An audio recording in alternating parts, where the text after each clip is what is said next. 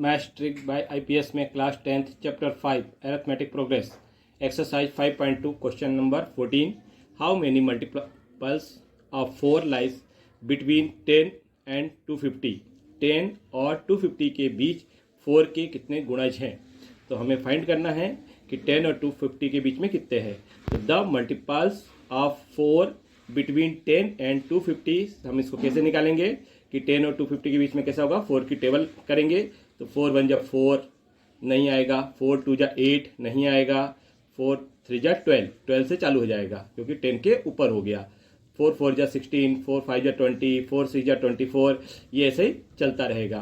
तो ये कहाँ तक आएगा, 248 तक, 250 से पहले रोक देंगे। तो ए हमारे पास क्या है, ए जो है हमारे पास फर्स्ट टर्म है 12 और डी क्या है second term minus first term, तो 16 माइनस 12 तो 4 आ गया।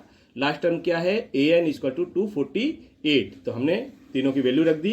अब हमारे पास फार्मूला है A N equal to A plus N minus 1 into D.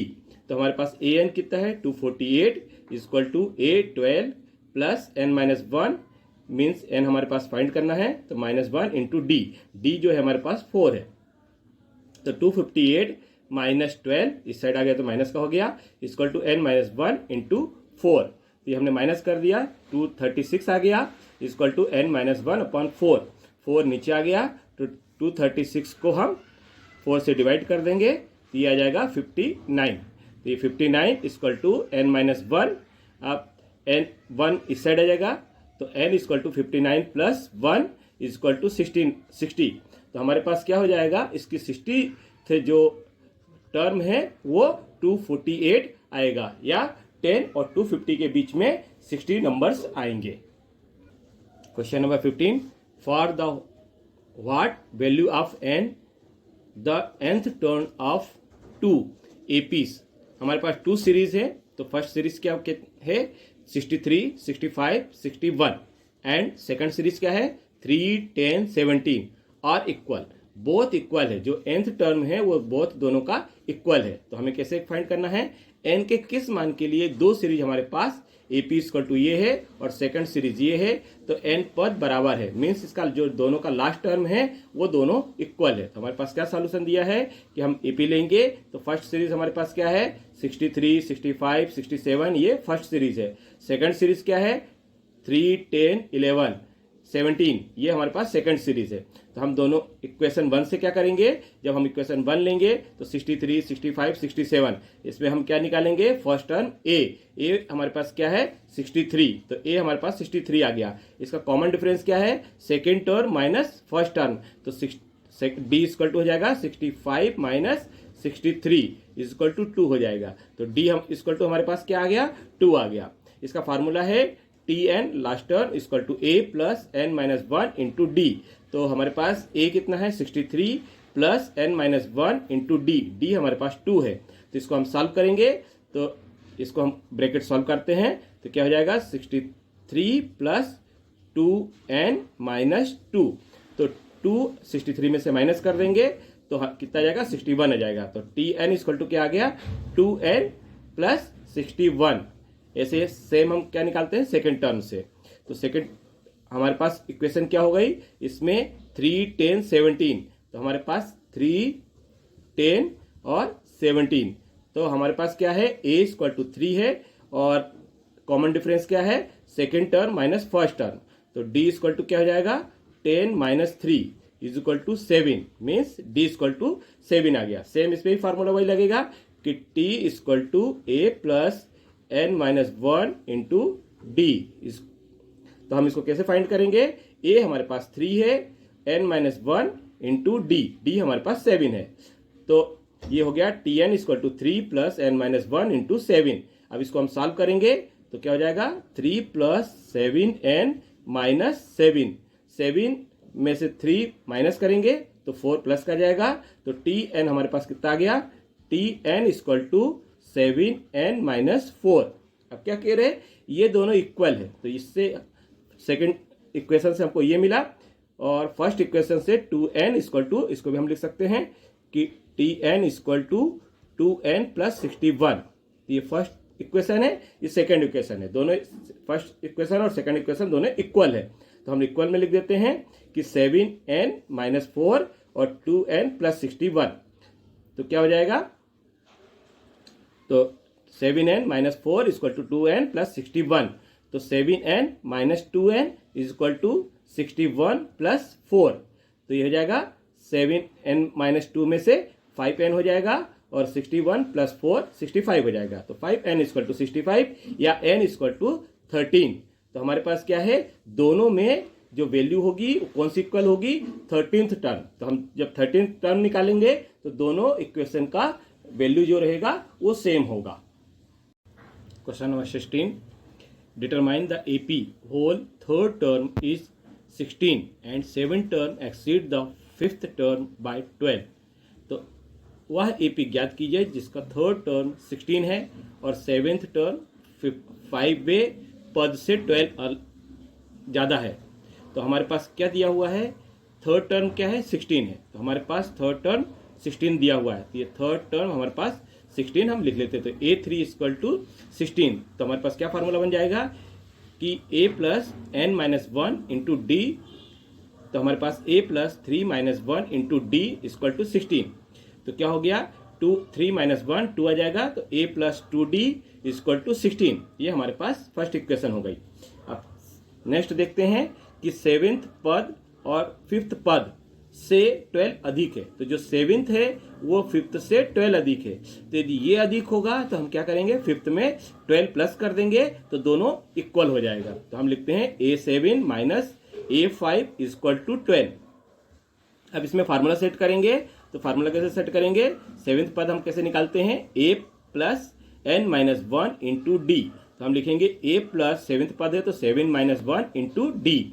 अब 5th पद है तो A+n-1 means 5-1 into d equal to 12 ये है, तो A+7-1 6D माइनस का, अब ये 4D हो गया, तो ये माइनस जब ब्रैकेट ओपन करेंगे तो ये भी माइनस हो जाएगा, ठीक है। तो हमारे पास क्या हो गया, A+6D minus A-4D equal to 12। तो हम क्या करेंगे, माइनस का A प्लस का A कैंसिल हो गया, 6D में से 4D माइनस करेंगे तो 2D आ जाएगा इक्वल टू 12, तो D इक्वल टू क्या जाएगा 12/2, तो D इक्वल टू क्या हो गया हमारे पास 12/2, ये कैंसिल कर देंगे 6 आ जाएगा, तो D इक्वल टू 6 हो जाएगा। तो हमारे पास क्या दिया था इक्वेशन, हमारे पास दिया था A+2D इक्वल टू 16, तो हम ये ले लेते हैं। अब इसमें हमारे पास क्या दिया हुआ है, A जो है A+2D, D हमारे पास क्या आ गया 6 आ गया, तो D की वैल्यू हम 6 लिख देंगे इक्वल टू 16, तो आ गया A+12 इक्वल टू 16, तो A equal to 16 - 12 equal to 4, तो A इक्वल टू आ गया हमारे पास 4, तो A की वैल्यू 4 आ गई, तो हम इसको लिखेंगे first term A1 equal to A equal to 4, ये फर्स्ट टर्म हो गया हमारे पास। सेकेंड टर्म के लिए क्या लिखेंगे, A1 means first term plus D हम इसमें ऐड करते चलेंगे तो ये हमारा टर्म बनता जाएगा, तो A1 प्लस D हमारे पास 6 था, तो 4 + 6 इक्वल टू 10 आ गया। थर्ड टर्म कैसे निकालेंगे, सेकेंड टर्म में फिर अगेन D ऐड करेंगे तो 10 + 6 इक्वल टू 16। फोर्थ हम कैसे निकालेंगे, फोर्थ में अगेन थर्ड में D ऐड करेंगे तो 16 + 6 इक्वल टू 22 आ जाएगा। तो हमारे पास क्या सीक्वेंस बन गया, 4 10 16 22। तो हम लिख सकते हैं कि हमारे पास AP रिक्वायर कैसा है, A1 A2 A3, ये किस तरह से बनेगा 4 10 16 22, ये इस तरह से सीरीज हमारे पास बन जाएगी। Question number 17, find the 20th term from the last term of AP जो हमें पे दिया है लास्ट टर्म से 20th पद हमको फाइंड करना है। तो AP के अंतिम पद से 20वां पद ज्ञात कीजिए या 20th पद ज्ञात कीजिए, 3 8 13 और डेड 253।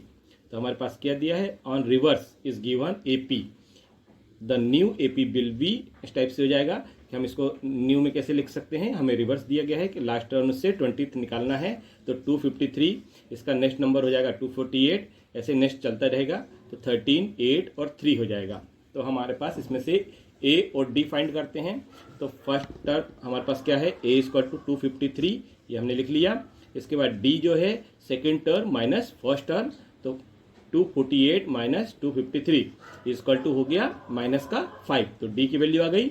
अब हमारे पास 20 पद निकालना है, तो T20 equal to A plus N minus 1 into d equal to 253 a हो गया प्लस एन हो गया 20 माइनस 1 इंटू डी हो गया माइनस 5। तो ये हो जाएगा 19, तो 20 माइनस 1 19 हो जाएगा इंटू माइनस का 5। अब हम इसको कैसे लिखेंगे कि 253 प्लस 19 इंटू मल्टीप्लाई करने पर 95 आएगा, जो ये माइनस का होगा। इसको हम माइनस कर देंगे, 253 में से माइनस 95 कर देंगे तो 158 आ जाएगा। ये 158 आ गया। तो जो 20th टर्म हमारे पास था वो क्या था, लास्ट टर्म, उसका 158 आंसर हुआ। Question number 18, the first of the 4th and 8th term of AP is equal to 24 and the sum of the 6th and 10th term is 44. Find the first 3 terms of AP.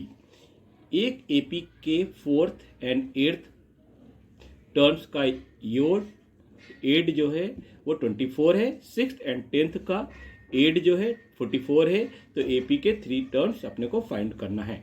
तो first condition हमें क्या दी हुई है, 4th and 8th का add जो है वो 24 है। तो हम क्या देख रहे हैं, 4 and 8th का सम जो है वो 24 है। तो A4 plus A8 equal to 24। तो A plus 4 minus 1 into d plus A plus 8 minus 1 into d equal to 24। A plus 3D plus A plus 7D equal to 24। 2A plus 10D equal to 24। 2 common करेंगे तो A plus 5D equal to 24। तो A plus 5D equal to 24 upon 2 cancel कर देंगे, 12 आ जाएगा। तो A plus 5D equal to 12। तो हमारे पास क्या आ गया, A equal to 12 minus 5D। First आ गया इक्वेशन। अब सेकंड इक्वेशन क्या दिया हमारे पास, 6th term and 10th term का सम हमारे पास 44 है।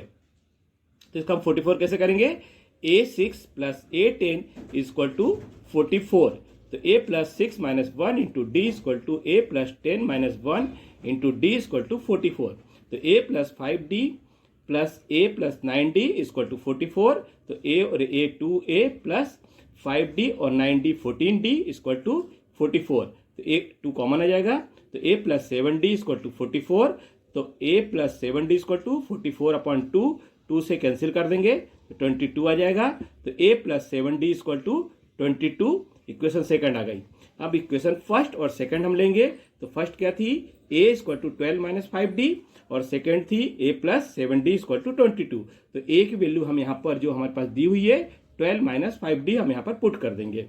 तो 12 minus 5D plus 7D equal to 22। तो कितना हो गया, 7D में से 5D माइनस हुआ तो 2D इक्वल टू 22 माइनस 12। तो 2D equal to 10, D equal to 10 upon 2 equal to 5। तो इक्वेशन 1 हम अगेन लेंगे। A equal to 12 minus 5D था, तो A equal to 12 minus 5 into 5। तो 12 माइनस 5 इंटू 5 क्या हो गया, 25 हो गया। तो 12 और 25 में से माइनस करेंगे तो A इक्वल टू माइनस 13 आ जाएगा। तो हमारे पास फर्स्ट टर्म क्या था, A। तो फर्स्ट टर्म हमारे पास A है जो माइनस का 13 है। सेकेंड टर्म है फर्स्ट टर्म प्लस D, तो minus 13 plus 5 equal to minus 8। Third term क्या है हमारे पास, सेकेंड टर्म प्लस D, तो 8 माइनस का 8 प्लस का 5 इक्वल टू माइनस 3। तो the first 3 terms are minus 13 minus 8 minus 3। ये हमारे पास इसका आंसर आ गया। तो ये माइनस 13 माइनस 8 और माइनस 3, तो ये हमारे पास एक एपी की सीरीज बन गई। Question number 19, Subha Rai started work is 1995 at the annual salary of 5,000 and revised on increment to 100 each year. In which year did his income reach 7,000? सुभा राव ने 1995 में 5,000 के वार्षिक वेतन पर काम शुरू किया और हर साल 200 की वृद्धि प्राप्त की। तो किस वर्ष में उसकी आय 7,000 हो जाएगी? तो हमें क्या दिया हुआ है कि जो सैलरी है सुभा राव की वो 1995 में 5,000 थी। इसके बाद उसकी ईच ईयर 200 उसकी इंक्रीज हो रही है। तो नेक्स्ट ईयर में क्या होगी, सैलरी ऑफ द ईयर 1996 में 5000 प्लस 200, तो 5200 हो जाएगा। Next year salary of the 1997 में 5200 प्लस 200 इक्वल टू 5400 हो जाएगा। इस तरह से हमारे पास सीरीज क्या बन गई इसकी, फर्स्ट था 5000, सेकंड था 5200, थर्ड था 5400। तो हमारे पास टर्म बन गई T1 T2 T3 Tn तक। तो क्या हो गया, 5000, 5200, 5400, ये हमारे पास जो एन टर्म था वो 7000 कब होगा। तो हमको यहाँ पर ये नंबर ऑफ ईयर फाइंड करना है। तो एपी में हम जब निकालेंगे तो ए जो फर्स्ट टर्म है वो फर्स्ट टर्म हमारे पास 5000 है, तो A equal to 5000 and D equal to second term minus first term. तो 5200 माइनस 5000, तो माइनस करेंगे तो ये 200 आ जाएगा। तो डी इक्वल टू हमारे पास 200 है। तो let after n years his salary will be 7000, तो उसकी 7000 सैलरी कब होगी। तो लास्ट टर्म क्या है, टी एन इक्वल टू 7000, तो a plus N minus 1 into d equal to 7000। तो a हमारे पास 5000 plus a minus 1 into d 200 equal to 7000। तो हम इसको सॉल्व करेंगे तो क्या लिखेंगे, 5000 plus 200 n minus 200 equal to 7000।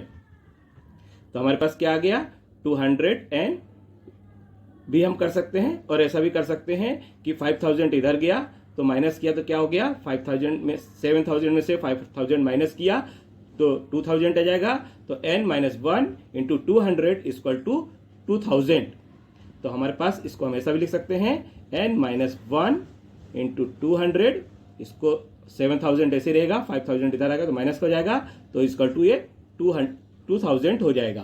तो हम इसको ये भी लिख सकते हैं और n minus 1 equal to 2000 upon 200, तो 2000 अपॉन 200 आ गया। तो ये हम कैंसिल कर देंगे, 00 से 00, 2 से कैंसिल करेंगे तो 10 आएगा, तो n माइनस 1 इक्वल टू 10 हो जाएगा। तो n माइनस 1 इक्वल टू 10 होगा तो हम क्या लिख सकते हैं, तो ये माइनस का 1 उस साइड जाएगा, तो n इक्वल टू 10 प्लस 1 हो जाएगा। तो n इक्वल टू हमारे पास क्या आ गया, 11।